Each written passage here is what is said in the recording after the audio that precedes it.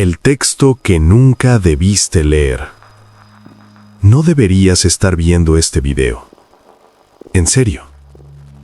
Si terminas de escucharlo, algo en ti va a cambiar y no vas a poder fingir que no lo sabías. Este mensaje fue enterrado durante casi 2000 años, no porque fuera falso, sino porque rompía el sistema. Fue encontrado en 1945, escondido en una vasija de barro, en el desierto de Egipto. Y cuando lo leyeron, supieron que no podía circular. Porque en ese texto, Jesús no enseña fe, no enseña obediencia, no enseña salvación por sufrimiento. Enseña cómo escapar. No después de morir, no cuando seas digno. Ahora, mientras sigues respirando, mientras sigues atrapado. Según este documento, no vives en el mundo real. Vives en una prisión diseñada. Y lo más perturbador es que la mayoría de las personas nace aquí, vive aquí, muere aquí, sin jamás darse cuenta de que nunca fue libre. Si alguna vez sentiste que este mundo no encaja, que la vida parece un juego arreglado, que algo fundamental fue ocultado, quédate, porque este video no es para todos. Es para los que nunca aceptaron la jaula como hogar. El texto prohibido. El apócrifo de Juan y el Jesús que no conoces. El texto se llama El apócrifo de Juan. Y no fue excluido de la Biblia porque fuera falso. Fue excluido porque era incompatible con el control. Aquí, Jesús no aparece como sacrificio, no aparece como intermediario, no aparece fundando iglesias ni pidiendo obediencia. Habla cara a cara, sin rituales, sin jerarquías. Y lo primero que hace no es decir, cree. Dice algo mucho más peligroso. Mira dónde estás. Según este texto, el mundo material no es obra del Dios Supremo. Es una copia defectuosa. Un sistema construido por una entidad inferior que confundió poder con divinidad. Jesús no lo adora, no lo obedece, no lo llama Padre. Lo expone. Dice que este Dios creó un reino cerrado y luego convenció a sus habitantes de que no existía nada fuera de él. Eso cambia todo, porque entonces el pecado no es desobediencia, es olvido. Y la salvación no es fe, es memoria. Por eso este texto era imposible de permitir. Porque Jesús no dice, sométete y espera. Dice, recuerda y sal. Mientras sigues vivo. Este no es el Jesús del altar.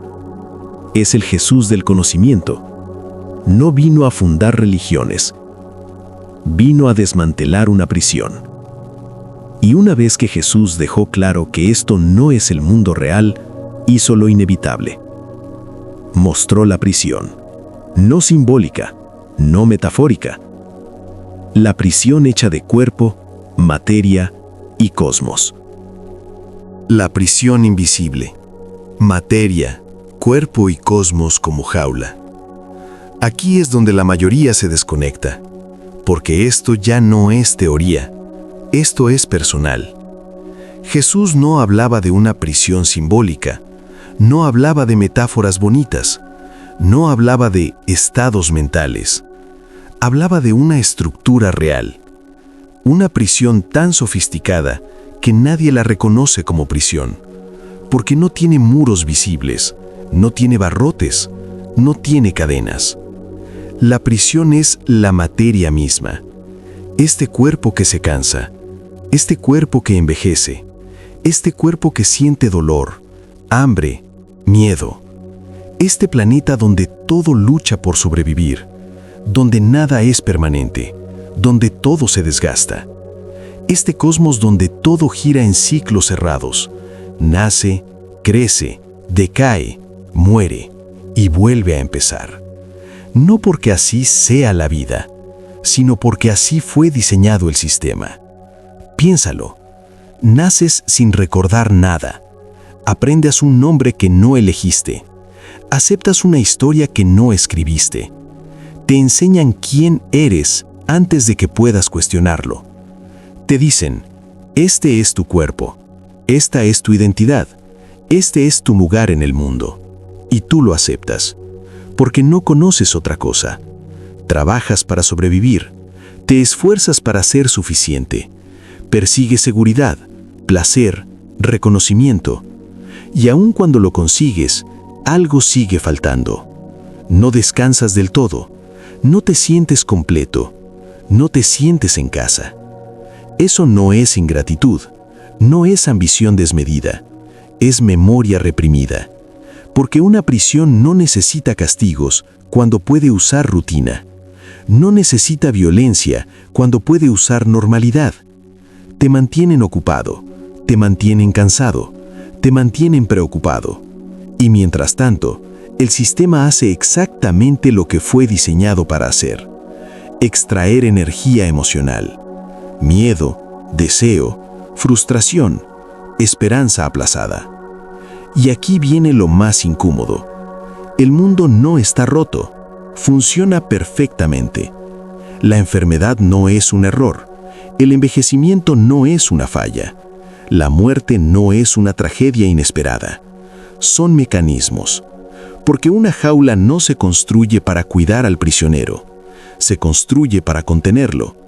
Y la razón por la que duele escuchar esto es porque en algún nivel ya lo sabías, siempre lo supiste. Y si esto es una prisión, entonces hay algo que debe existir: un arquitecto.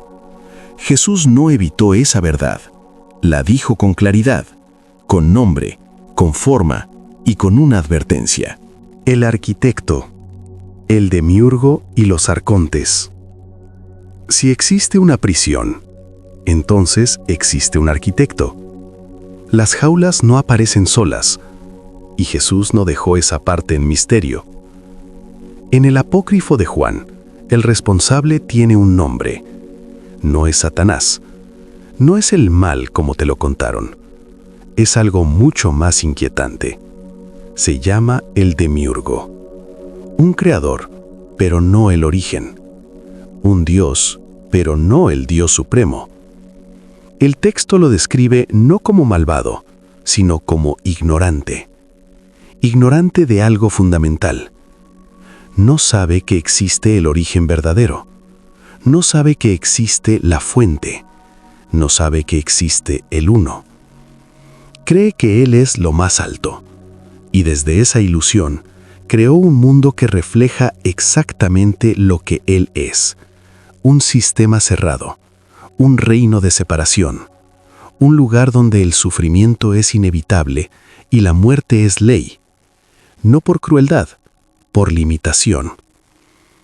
El apócrifo lo llama Yaldabaoth y lo describe con símbolos muy precisos: rostro de león, cuerpo de serpiente. No porque esa sea su forma literal, sino porque encarna esas cualidades.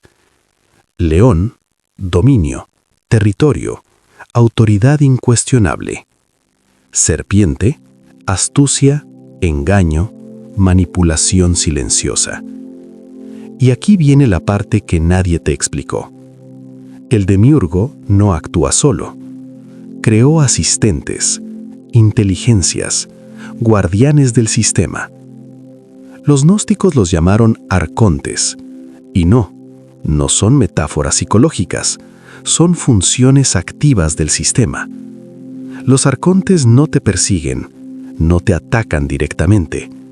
Hacen algo mucho más efectivo: supervisan cada salida posible de la conciencia. No te torturan, te convencen. Te convencen de que este mundo es todo. Te convencen de que tu identidad es el cuerpo. Te convencen de que obedecer es virtud. Te convencen de que cuestionar es peligroso. Y sobre todo, te convencen de que no hay nada fuera de aquí. Ese es su mayor triunfo, porque un prisionero que cree que no existe exterior nunca intenta escapar. Pero aquí viene algo crucial. Si el demiurgo creó este mundo y los arcontes lo vigilan, entonces hay una pregunta inevitable. ¿Por qué algunos nunca encajaron? Porque algunos siempre sintieron que este lugar no era hogar. Los elegidos, los que sienten que no pertenecen. No todos van a entender esto, y eso está bien, porque esto no fue escrito para todos. Desde niños, algunos de ustedes supieron que algo no cuadraba. No porque alguien se los enseñara, sino porque lo sentían en el cuerpo. Iban a la iglesia, pero algo adentro decía, esto no es todo. Escuchaban hablar de obediencia, culpa, sacrificio, y aunque intentaban creer, había una incomodidad silenciosa, como si les estuvieran contando una historia incompleta. No encajaban del todo, ni en la familia, ni en la religión, ni en el sistema. Y no porque fueran rebeldes, sino porque algo en ustedes no aceptaba la jaula como hogar.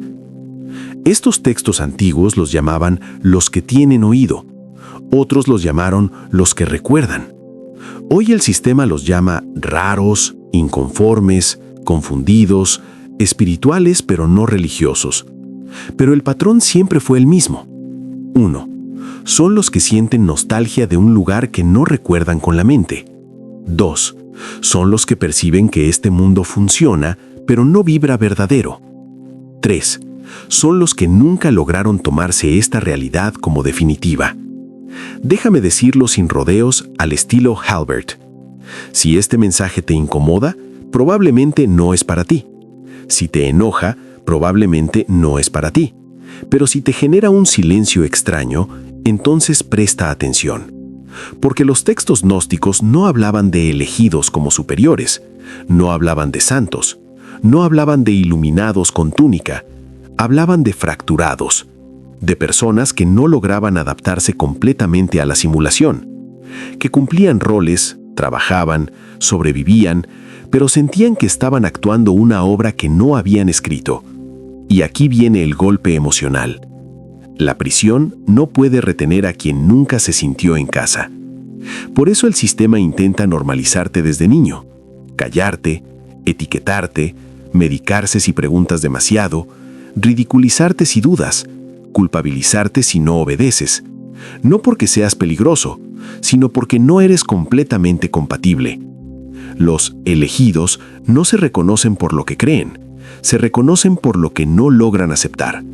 No aceptan la injusticia como voluntad divina, no aceptan el sufrimiento como moneda espiritual, no aceptan que el miedo sea la base del amor. Y eso, para un sistema basado en control, es imperdonable. Jesús, en estos textos prohibidos, no vino a fundar una religión, vino a activar una memoria. No dijo, síganme, dijo, recuerden quiénes son. Porque cuando alguien recuerda, ya no necesita permiso, ya no necesita intermediarios, ya no necesita jaulas con nombre sagrado. Si has llegado hasta aquí y sientes algo difícil de explicar, no emoción, no euforia, sino reconocimiento, entonces entiende esto. No estás roto, no estás perdido, no eres débil. Solo estás despierto en un mundo diseñado para dormidos. Y eso siempre fue peligroso. La técnica imposible de bloquear. Los 3 movimientos. Excelente. Aquí entramos en el punto que el sistema jamás pudo neutralizar. No una creencia, no un dogma, no una religión, una técnica interna. El sistema puede bloquear libros, puede prohibir textos, puede ridiculizar ideas, puede censurar nombres, pero nunca pudo bloquear esto, porque no vive afuera, no depende de templos, no necesita rituales visibles, no puede ser rastreado, grabado ni castigado. Ocurre dentro de ti. Los textos gnósticos no hablaban de rezos complejos, ni de sacrificios, ni de fórmulas mágicas. Hablaban de movimientos internos, silenciosos, imposibles de detectar desde afuera. Jesús los enseñaba en parábolas, porque decirlos de frente los habría vuelto peligrosos. Primer movimiento: detección. Ver la jaula. Nada cambia mientras creas que esto es la realidad normal. El primer movimiento no es escapar, es darte cuenta. Darte cuenta de cuándo reaccionas en automático, cuándo repites miedos que no nacieron en ti, cuándo obedeces sin sentir verdad, cuándo tu cuerpo se tensa sin razón visible. Eso no eres tú, eso es el programa. La jaula más eficaz no es la que encierra el cuerpo, es la que nunca se nota. Por eso Jesús decía: el reino está dentro de ustedes, pero no lo ven. Ver la jaula no te libera, pero la debilita. Segundo movimiento: desidentificación. Retirar energía. Aquí está el error del sistema. Puede controlar comportamientos, puede premiar o castigar acciones, pero no puede obligarte a identificarte con lo que ocurre. Este movimiento es simple y devastador. Dejas de decir «esto soy yo» y empiezas a decir «esto está pasando». Emoción no es identidad. Pensamiento no es verdad. Miedo no es destino. Cuando observas sin fusionarte, el mecanismo pierde combustible. Por eso el sistema insiste en etiquetas. Eres esto, naciste así, siempre serás así. Porque la identificación es la cadena. Jesús lo sabía, por eso nunca dijo «yo soy el cuerpo», dijo «yo soy el que observa». Tercer movimiento: recuerdo activo. Usar la chispa. Este es el que no pueden copiar. No se aprende en libros, no se hereda, no se compra, se recuerda. Los gnósticos hablaban de la chispa divina, una conciencia que no pertenece a este sistema, pero que habita dentro de él. Recordar no es pensar positivo, no es imaginar cosas bonitas, es habitarte desde otro nivel. Un ejemplo simple: el miedo aparece, pero tú no corres. La culpa surge, pero no te arrodillas. La presión grita, pero no te contraes. Eso es recuerdo en acción. No luchas contra el sistema, no intentas destruirlo, simplemente no juegas desde sus reglas. Y eso lo vuelve inútil contra ti. ¿Por qué esta técnica no puede ser bloqueada? Porque no deja rastro, no tiene líder, no necesita estructura, no depende de creencia, solo requiere conciencia. Y eso explica algo inquietante. Jesús no murió por lo que hizo, murió por lo que activaba. Porque una persona que detecta, se desidentifica y recuerda, ya no es gobernable. Si has llegado hasta aquí, ya no puedes decir que no sabías. No porque ahora tengas más información, sino porque algo dentro de ti ya no puede fingir. Este mensaje no vino a convencerte, vino a nombrar lo que siempre sentiste, pero nunca supiste cómo decir. Nunca encajaste del todo, nunca te sentiste completamente en casa, nunca lograste tomarte este mundo como definitivo. Y durante años te dijeron que ese sentimiento era un error, una debilidad, una confusión. Pero los textos prohibidos decían lo contrario. Ese malestar es la prueba. Jesús no vino a decirte que este mundo es tu hogar. Vino a decirte que no lo es. Por eso no prometió comodidad, prometió verdad. Y la verdad no calma, despierta. No eres de aquí, no es una metáfora bonita, es un diagnóstico. Significa que no fuiste diseñado para obedecer ciegamente. No fuiste creado para vivir desde el miedo. No perteneces a un sistema que se alimenta de culpa. Por eso, algo en ti siempre resistió, incluso cuando intentaste adaptarte, incluso cuando te rendiste por momentos. Y aquí viene la activación, no simbólica, no emocional, real. A partir de ahora, cada vez que sientas culpa sin causa real, obedezcas algo que tu conciencia rechaza, aceptes miedo como normal, calles una verdad interna para encajar, recuerda esto: no eres de aquí. No para huir, no para sentirte especial, sino para no olvidar desde dónde mirar. El sistema necesita que olvides, que te identifiques, que te acostumbres. Pero alguien que recuerda, aunque sea por segundos, ya no puede ser completamente dormido otra vez. Y ese fue siempre el verdadero mensaje de Jesús. No me sigas, no me adores, recuerda. Si este video te incomodó, bien, eso significa que tocó algo vivo. Si te dio alivio, mejor. Eso significa que no estabas loco. Y si ahora miras tu vida con una extraña claridad silenciosa, entonces el texto hizo lo que debía. No te prometo que el camino será fácil, pero sí te digo esto sin suavizarlo. Una vez que recuerdas, ya no puedes volver a dormir igual. Y eso jamás fue una maldición. Fue la salida.